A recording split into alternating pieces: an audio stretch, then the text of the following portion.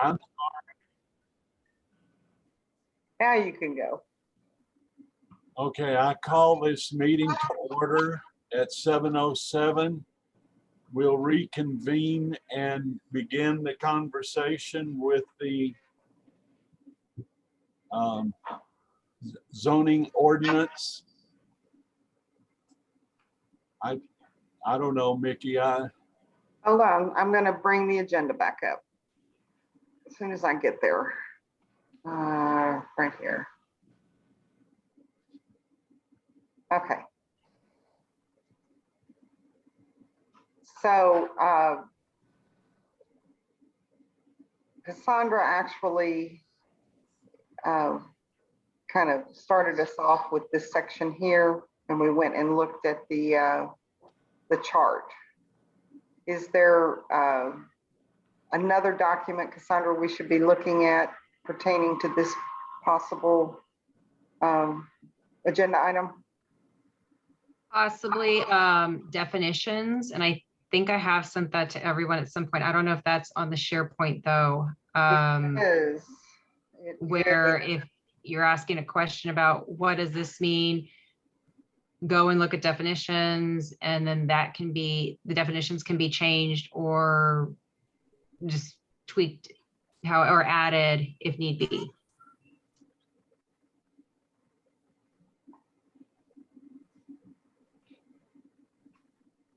The form we were looking at earlier that had the C1, C3, and those designations on the top, how difficult is it to modify the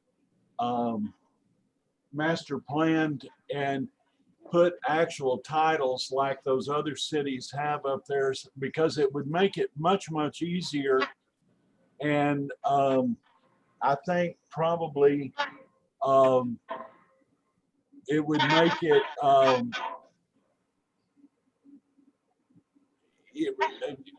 I guess, easier for people to understand if we were making a change or adding something to one of those,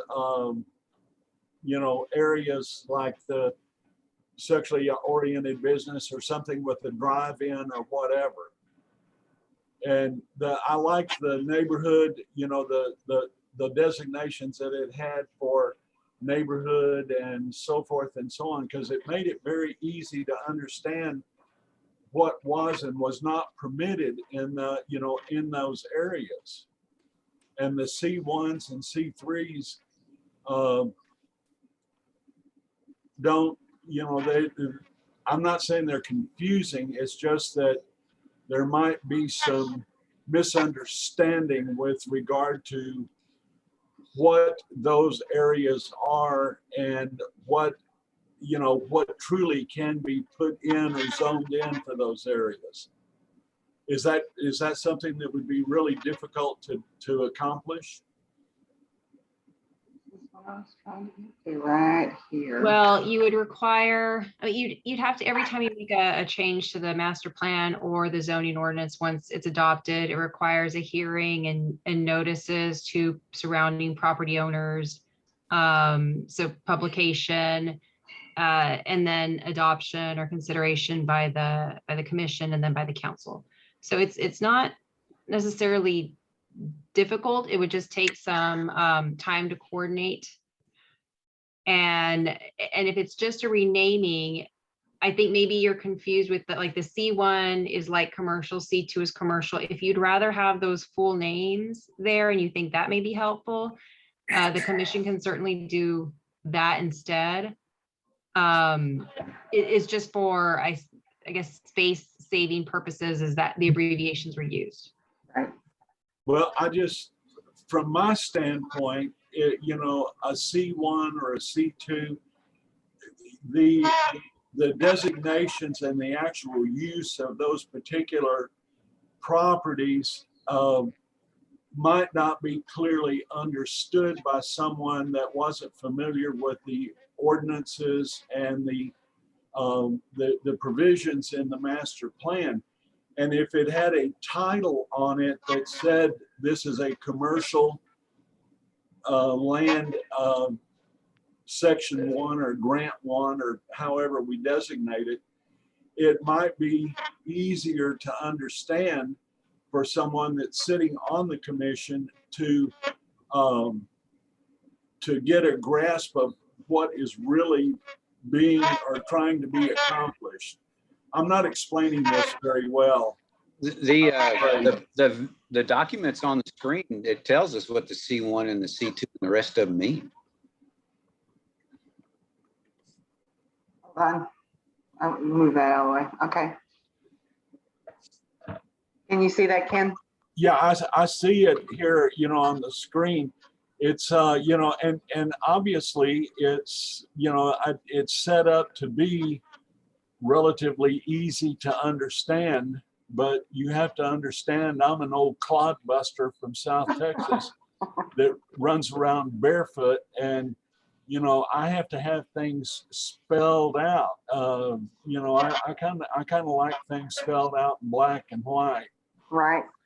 It can probably be done. You just have to put the chart horizontally instead of the way it is. You know, I mean, you know, because you're going to run out of space if you try to put those words in there. Probably you just have to page the other way. It just, I don't know. I liked the designations. I think that was Hollywood Park or Fair Oaks Ranch that had the designations on their areas that said P, non-P, or you know, whatever. And I don't know, that it just seemed easier to comprehend what, you know, what was allowed and what wasn't allowed by it saying mixed neighborhood, you know, so forth and so on. Right. No, I understand what you're talking about, where we have like R1, A1, R1, R2, R3, renaming those column headings on that chart, if you will, to represent this, or something a little bit more descriptive. Well, yes, I just think it would make it easier on, you know, on another commissioner that might be sitting on this council. It might be easier, you know, for a newcomer coming in to sit there and look at those charts and say, oh, okay, I understand now what this is. You know, I live in a mixed neighborhood. Right. You know, R2D2 is too much Star Wars for me. And see, I would take it from a different angle. I would look at the list, find the thing I'm interested in, and then scroll across to find out where it's allowed or not, and then go say, okay, where is that? Well, like I said, I'm an old clodbuster that just has to have everything spelled out for him. I guess I'm just a little thick. Well, you are in good company here, because we're all kind of trying to figure our way out of this. So I wanted to bring that up just because, let's see if I can do this. There we go. I wanted to, okay, so here you go. Here are your land uses right here, what the designations are.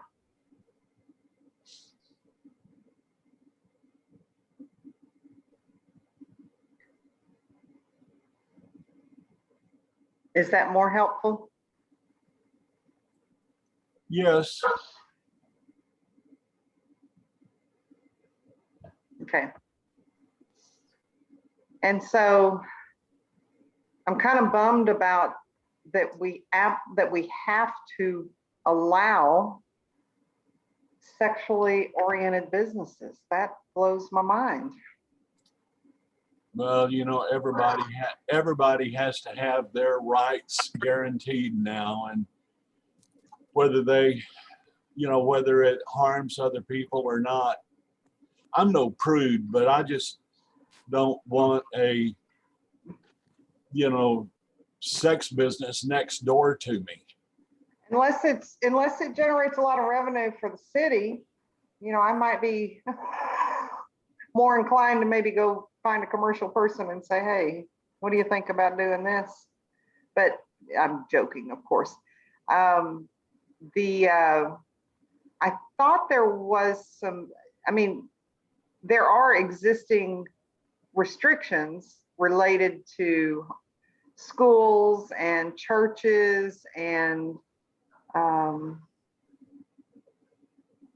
I thought there were some other places. I know in Von Army, they had a huge issue with a cabaret opening where they used to rent for their city hall meetings. And right outside the front door is where all the school buses stopped to pick up the kids. So there was a big hoopla over that because they did not have the restrictions in place to prevent that. And it doesn't necessarily need to be open space, land that's open. I will have to go back and look into the detail because it does depend on how you define those businesses. I mean, the reasoning behind that is that a city is discriminating against, content. And that's why courts have found that you cannot just completely ban them.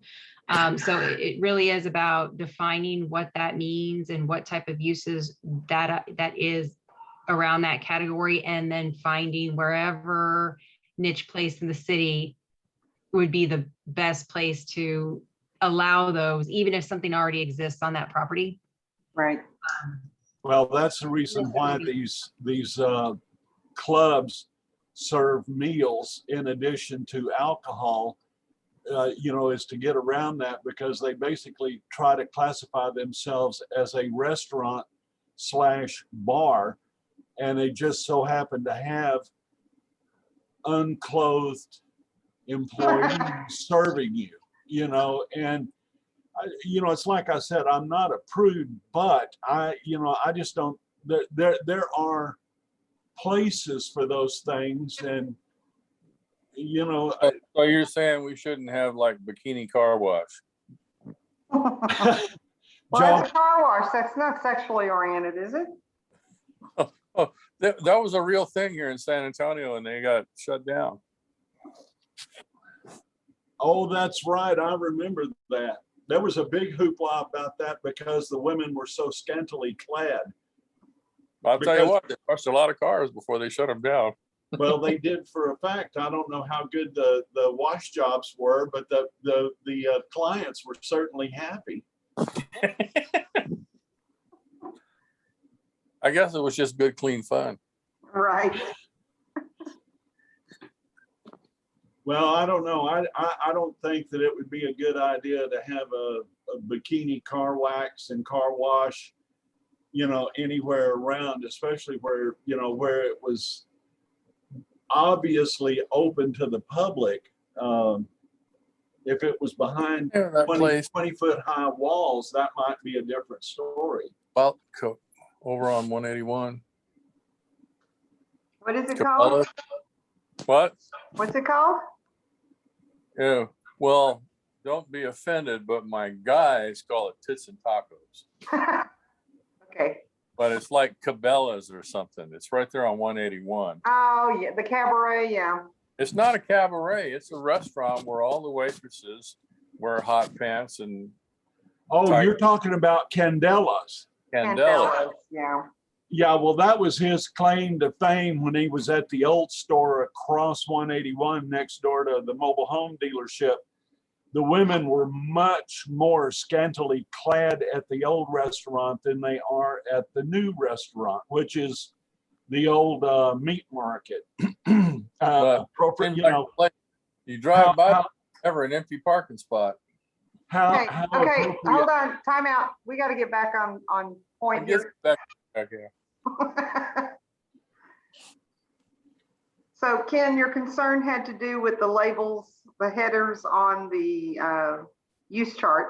I just thought that having the labels like commercial spelled out and commercial and downtown district and so forth spelled out would just make it easier for someone to understand and get a grasp of what could or could not be put into that specific area. I agree. Whereas R1 and R2 are, if you memorize this, then anyway. So I'll just drop what No. I think, Jacqueline, as you're working through that chart, if you wouldn't mind putting further descriptors on those headers, that would be helpful. Yeah. Yes. Now, in regards to the sexual oriented business, and it's understandable. Lordy, we just stopped that conversation. I know, but I wanted just to let it be known that there can be a permit in the event that it is placed far away from residential and school and things like that. A permit, obviously the owner would have to file for a permit, and they would have to oblige by the criteria, and obviously you can't be a sexual offender, or no sexual offender can be affiliated and things like that. I just wanted to make that known real quick before we get into the next step. Okay. Well, it's my understanding we can make it very difficult for someone to open a business like that without actually prohibiting the business being opened. Am I correct? Are you referring to more like a license?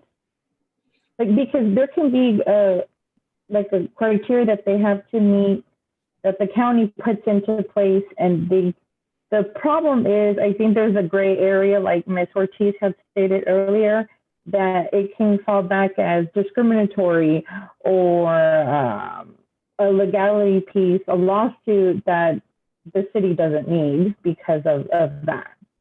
But there can be something that will make it quote unquote difficult for the owner wanting to put this type of establishment in place, if that helps. Well, that's, you know, that's kind of what I'm alluding to, is that the city can impose restrictions on the permit before it's issued, or restrictions on the permit that specified, you know, things that would make it very, very difficult for a person to open that type of business.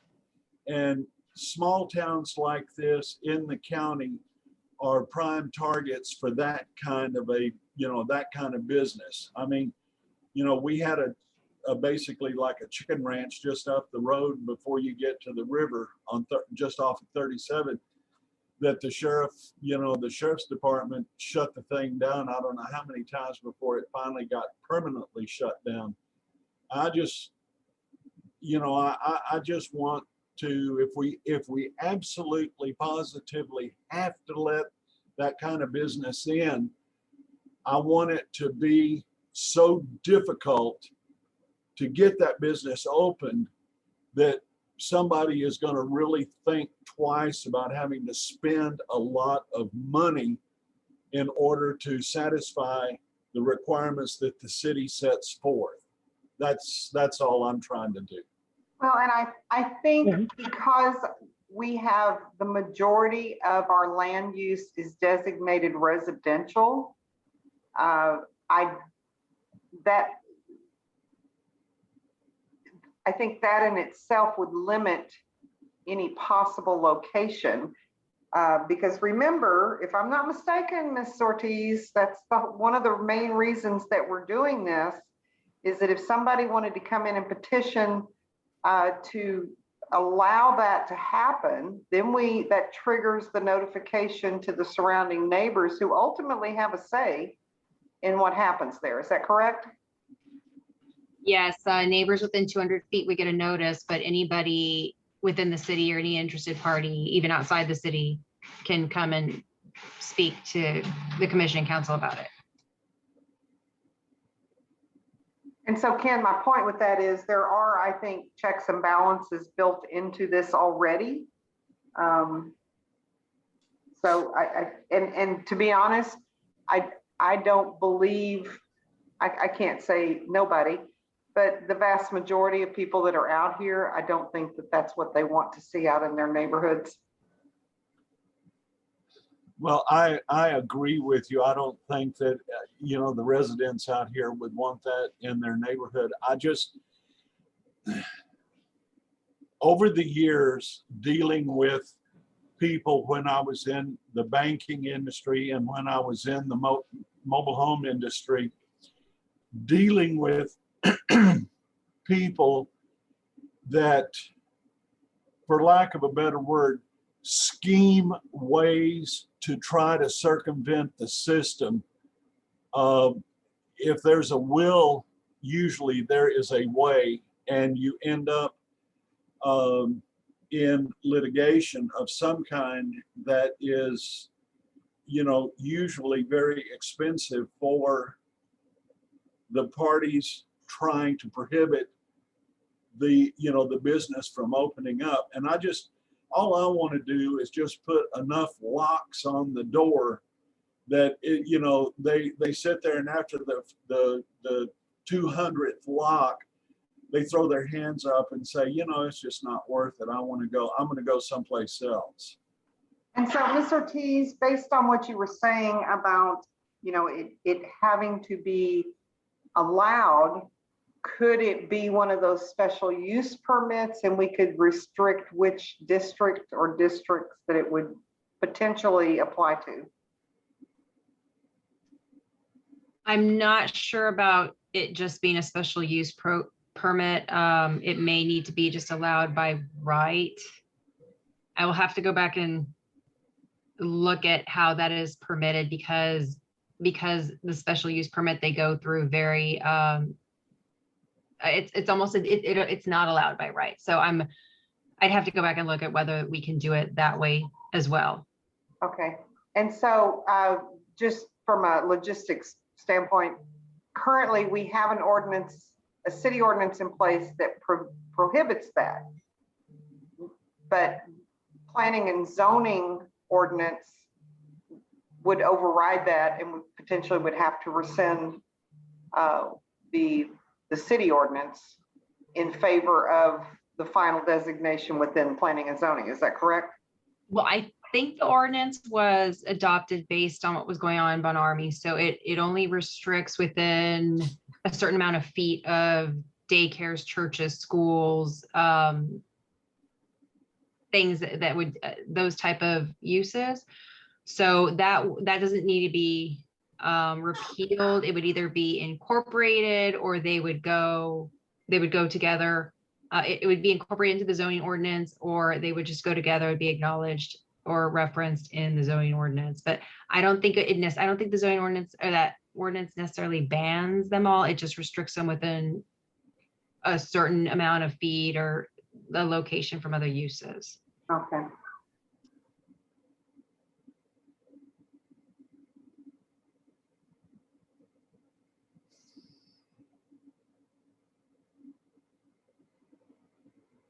I can just imagine the public outcry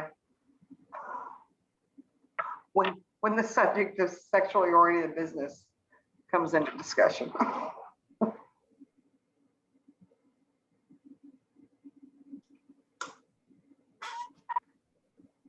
Okay, so what do we want to do next?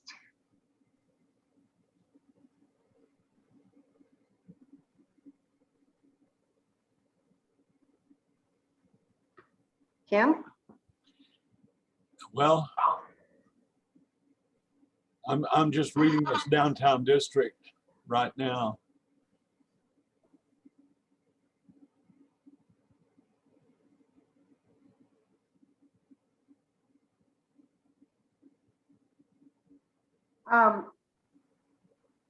This is directed to Ms. Ortiz and Jacqueline specifically.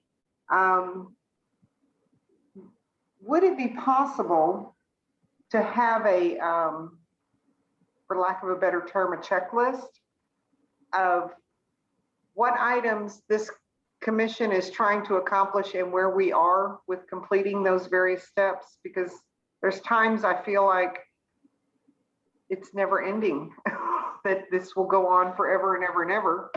And I know ultimately there is a goal, but I think it would be nice. I'm kind of with Ken on this aspect, just being able to visually see where we are in the progress we're making here.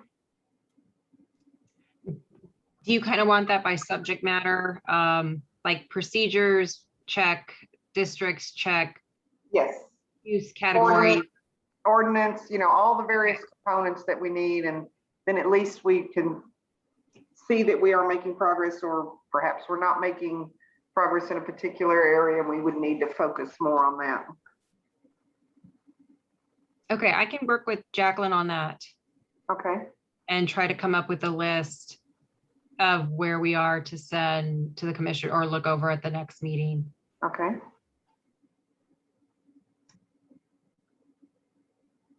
Is Joe still with us? Or did he, His audio is off. again? Here, Oh, there he is. yeah, it's actually stayed working for a while. Interesting. I wonder who your ISP is. Oh, they suck. Don't use it. That's not what I was going for. You know, that sucks. We just suck less. Exactly. Okay, anything else that we want to go over here this evening? And I know that, let me get back to the agenda real quick. Let's see how I do that. Let me share.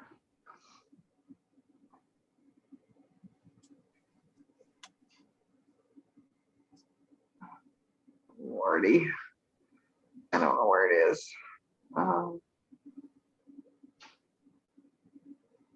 There we go. That's the minutes. Sorry, guys, I seem to have lost it. Okay. Let me,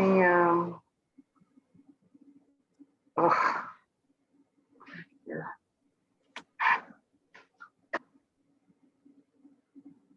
What did I do with the agenda?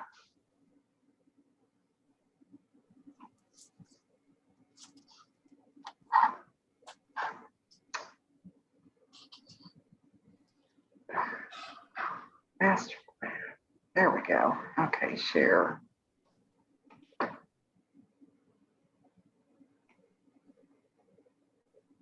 There we go. Okay, we're back. Well, are we complete with item 4 on the agenda?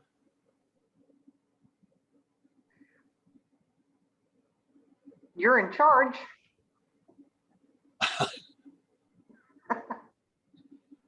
Well, if there's no further discussion on item 4 of the agenda, we'll move on to item 5, discussion and possible action on scheduling the next meeting and/or public hearing of the commission. And are we going to do the third Thursday of next month? We can do that, which would be 16th. I don't know. Was there a need, or was it necessary for us to call a special meeting again? Well, in the September? reason we did it last time was because we got off track. We missed a meeting, and we really needed to move some things forward. So I think there's some action items that Jacqueline and Ms. Ortiz are going to take away from the meeting. And my recommendation would be that maybe we do wait till the next regular meeting, and that gives them time to do what they need to do. But that is your call. Okay, well, then we will schedule the next meeting for September the 16th at 6:30 p.m. I would suggest a motion, a second for that, a vote on that, because the last vote was the first and third Okay. Thursdays of the month. So just, I don't know if you want to stop the first Thursdays of the month or just have that be for September. So Jacqueline, I can work on that checklist. Then I will entertain a motion to schedule the next P&Z Commission meeting on the 16th of September at 6:30 PM. All those in favor signify by aye. Oh, you need a motion, a second. Oh, I need a second. I'm sorry. I'm sorry. I I'll do second second it. it. Oh, Okay, I didn't understand. Do we have a second? I'll second. All right, have a motion and second to have the meetings for the 16th of next month at 6:30. All those in favor signify by aye. Aye. Aye. Any opposed signify by nay. Motion carries. And I guess we adjourn at 7:36 PM.